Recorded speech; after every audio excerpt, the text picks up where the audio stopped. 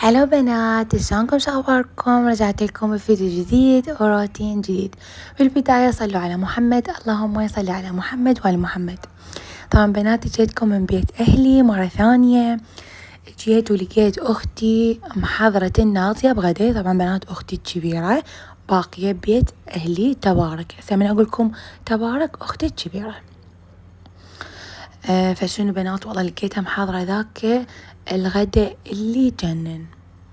مسويت لنا تبسي مال دجاج ويا الباذنجان والبوتيتو وهاي الشغلات وتمن شعرية، ومسوية سوب على مود ماما.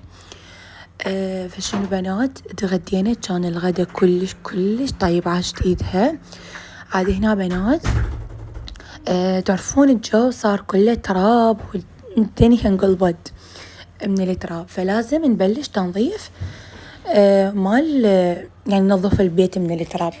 هواي بنات رسائل تسألوني على ماما شلون صارت. يعني من هذا الحكي والله بنات شوية الحمد لله، يعني مثل ما نقول أحسن من قبل يعني. بس بعد الخمول بعده موجود، ما تقدر تتحرك، ما تقدر تقوم، يعني بعد هاي الشغلات موجودة، بس مثل ما نقول أحسن من أول مرة. اي بنات، فأنا قلت لكم رجعت للبيت لأنه توتا كانت موجودة بالبيت، فقلت خلي أرجع أمين أجيب عندي غراض، أكمل البيت، يعني هاي الشغلات اللي حكيتكم عليها بالفيديو ذاك. فبنات هنا بلشت أمسح هذا الميز الخشب. استخدمت ملمع جام وبلشت أمسح بكل الأخشام، لأن تعرفون يعني تراب بكل مكان، بصراحة تراب. هذا بنات التول. أختي قالت أنا غاسلتهم البارحة هن ومال الطبلات، لأن تعرفون جهال يعني ذني بسرعة يتوسخن. فكلتين قالت أني غسلتهم البارحة ونظيفات، فجيت أني بس فرشتهم، وبهذا الشكل بنات صار الميز يلمع. وراح أرجع أمسح القرآن، أمسح الشغلات اللي كنت يعني حاطتهم على الميز. طبعا بنات هذا الميز إذا ترجعون للفيديوهات القديمة كان مليان مليان غراض، يعني إحنا نحب هاي الشغلات التحفيات وهاي الشغلات، بس من ورا الجهال الله وكيلكم ما بقى شيء. اجا يوسف للدنيا أول ما صار تقريبا عمره سنة ما خلى شي سالم. النوب هستوى شوية كبر. بعدين ابن أختي همنا ما خلى شي سالم، ولحد الآن ابن أختي بعدين يعني يلعبوا بهاي الشغلات. فإحنا دا نحط شغلات بسيطة ومرات بصراحة نشيلهم، يعني نحطهم فوق الثلاجة شي، بعدين نرجع نحط يعني نرجعهم لمكانهم، لأنه يعني يلعب بالشغلات ويتكسرن وهيج. بس يوسف لا، يعني هسه قام يعني يفتهم، فخلص يعني قلت له بعد ما تلعب بيه يعني خلاص. بس من كان صغير لا، الله ما يجر على الله وكيلكم، ما يسمع حكاية من عندي يعني أقول له هاي ذبها، هاي اللي تلعب بيها ماكو، إذا ما يكسرها ويشوفها مكسورة قدامه ما يرتاح. المهم بنات هنا أنا جيت مسحت هاي مال ثلج، وبعدين جيت على هاي الزاوية. طبعا بنات هاي ماما سوتها قبل تقريبا شهرين هيجي، جابت هاي الزاوية وحطتها يعني بالزاوية مال الحائط. هم عندها بعض الغراض رتبتهم هنا، لين قالت حرامات راح يتكسرون كليتهم. بس شنو بنات، شنو المزعج بيها؟ لونها، يعني تحسون التراب يلزق بيها. فاني ما أحب لون الأسود أبد، بكل شي ما أحب لون الأسود، لا بالمطبخ ولا بالأي شي، يعني هو مزعج، يعني هو يلم التراب، هو يبين حتى إذا هيك تراب خفيف يبين على أساس إنه هو كلش وسخ. فهسه تتبعوه عبالك صار لك قد ما منظف، ولا هو لا يعني والله يعني خواتي ينظفوه يعني كل أسبوع مرة، هذا كليته ينمسح ويتنظف، بس اللي باوع عليه عبالك صار له شهر ما ممسوح. المهم اني جيت هنا ابخ عليه ملمع جام، وعندي هاي الوسطى هيجي ناشفة كلش، امسح بيه وبعدين امسح التحافيات وارجعهم على مود هيجي يصير المكان كليته نظيف. لان قبل لا امسح قلت على مود كل شي مشمش. هسه اني حتى بيتي من اريد انظف، اول ما ابلش بصراحة امشمش البيت، يعني اشوف شنو يحتاج امسحه، هاي كليته امشمشه، ورا من اخلص اشوف انه البيت بعد خلص ما بيه تراب، كل شي صار نظيف، كل شي اوكي، يلا اجيب سطلة واطشطش مي وامسح. فهذا الشكل بنات، شوفوا لي شلون صار نظيف ويخبل. إن بنات 4 يعني رفوف. صارن بهذا الشكل كلش حلوات ونظيفات.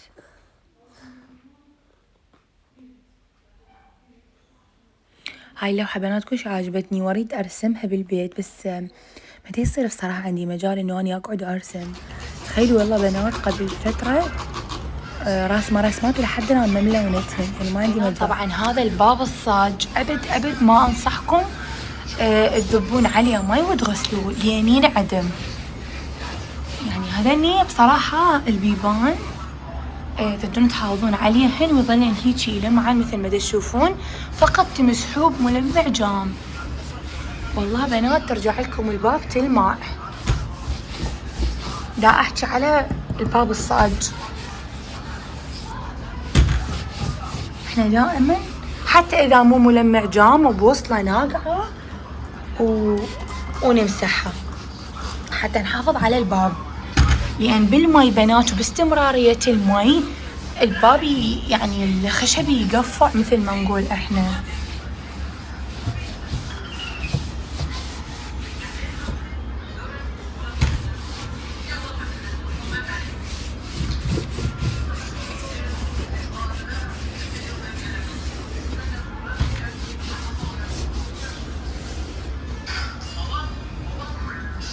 صارت الباب تلمع تجنن.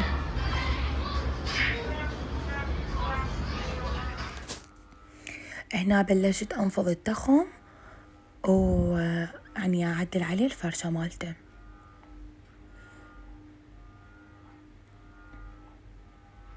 الطبلات كل شي رجعت بمكانه.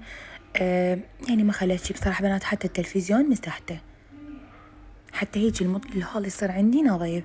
بصراحة بنات اني بلشت نظف الهول وراح ما لجمة المطبخ، والله لمعت تلمع المطبخ، ما خلت شي مواعين مشمشته، عزلت الجو الدرج العنفو، يعني ما خلت شي معزلته. وآية صعدت للفوق همين عزلت الغرف وهاي، بقى بس شغلات بسيطة. قلت لها أنا راح أصعد وياك، يعني هي غرفتين فوق، هي لزمت غرفتهم مال البنات همين عزلتهم وهاي، وطبت على غرفة ماما وبابا.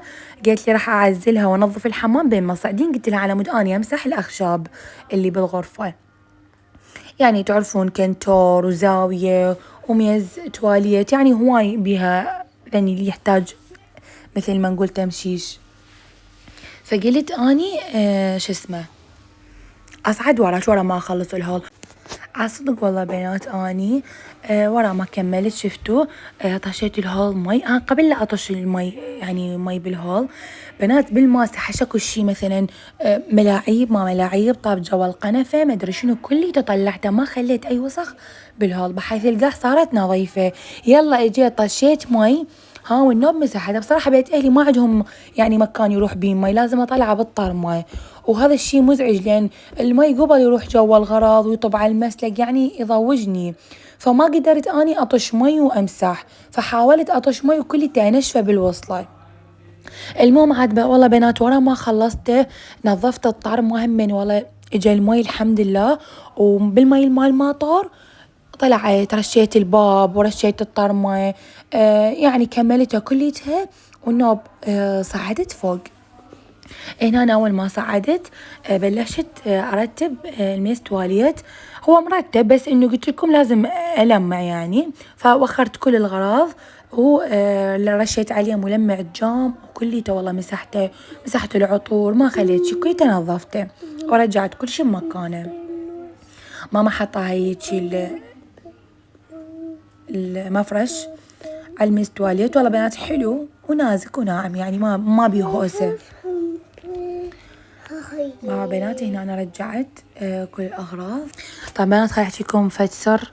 ماما مو حاطة ذني العطور، ليش حاطتهن برا؟ لأن هي مو كلش تستخدمهن يعني على المزاج، بس ماما عطرها المفضل مستحيل تحطه على المستويات، مستحيل، لأن تدري بيه يخلص بسرعة. فماما عطرها المفضل ضمته بالكنتر، هسه فيديو ما اصور لكم اياه يجنن.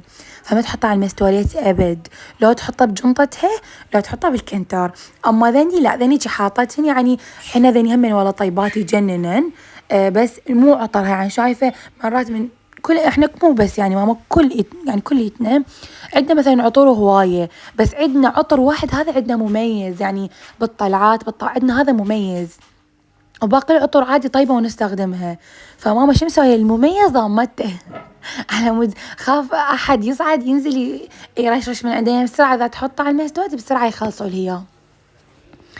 المهم فهنا أنا أجيت على هذا الميز، هميني ميز وطبلات هميني مسحته، وراها مسحت الكنتور.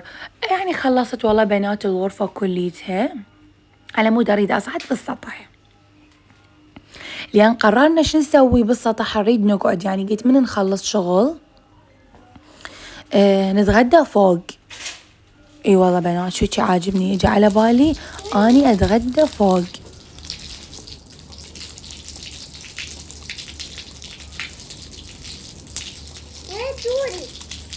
دورك خل اخلص.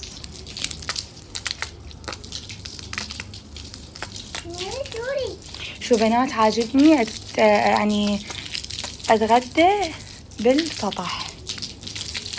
فشنو نظفنا البيت جواني وخواتي وكملنا كل شي، عاد قلت هسه خلي اصعد اغسل السطح واصعد الغدا.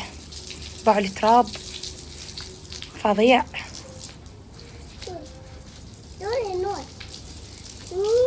يلا هاك دورك.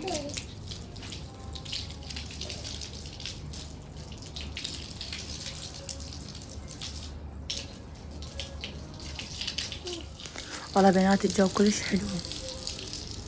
اصعدوا للسطح مالتكم رشوا فرشوا لكم في سجادة صغيرة وقعدوا عليها، جيبوا حبشكلاتكم جيبوا. والله بنات احنا ورا ما خلصنا غدا نشرت يمكن على الانستغرام اني واختي سوينا، صعدنا الايباد شغلنا لنا فيلم وقعدنا نتفرج وجبنا حب. والله الاجواء كانت حلوة، وعلى شرط شغلنا فيلم رعب، فهيجي كلش تونسنا والله العظيم. وبعدين نزلنا.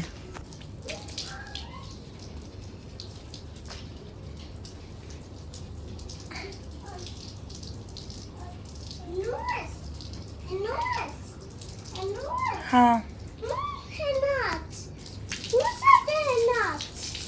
برا بالطرمة، بس لا تنزلي تروح توقع. يلا هاك دورك.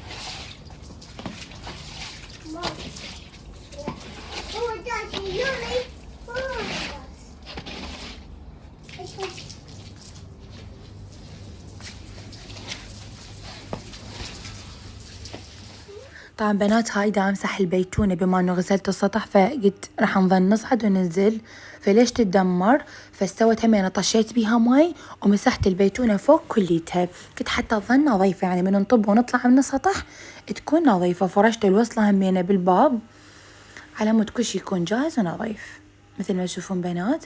والله صار السطح يلمع. هنا كان بنات السطح كله وساخة مال طيور وما ادري شنو. والله بنات تعبت على ما خلصته ونظفته. هنا بنات فرشنا عندنا هذا الكاربت الصغير وظلينا قاعدين بيه. وبعدين والله بنات يعني حسينا صارت شوية والله برودة وخفنا أحد والله نزلنا هنا رحمة سوت لنا شاي وشربت شاي وبعد خلصنا كل شي. ولهنا بنات راح ينتهي الفيديو.